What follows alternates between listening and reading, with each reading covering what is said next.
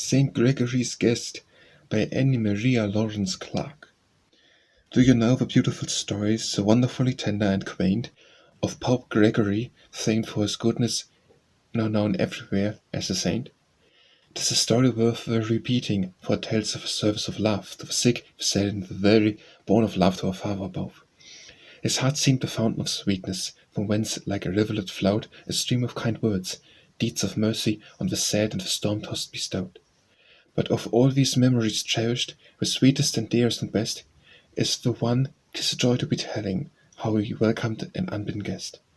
One day he had gathered around him 12 sad ones to comfort and cheer, whose lives had been darkened by sorrow and saddened with many a fear.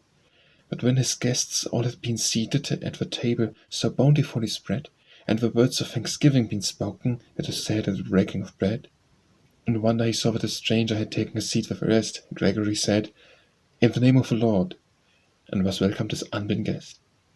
But his wonder increased when he noted, by him only the stranger was seen, and his heart glowed with tenderest pity as he marked the man's sorrowful mien. When the supper was over, the stranger stood as waiting St. Gregory's quest, or asked him in wonder the question, "Who art thou who comes as my guest?" And the beautiful words of the answer were like balm to the listener's heart. "My name is the Wonderful.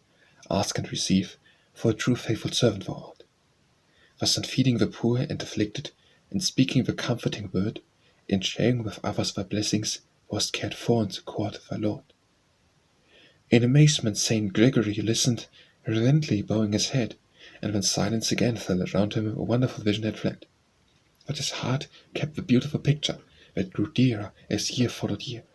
He made life one continuous blessing, and good souls hold his memory dear.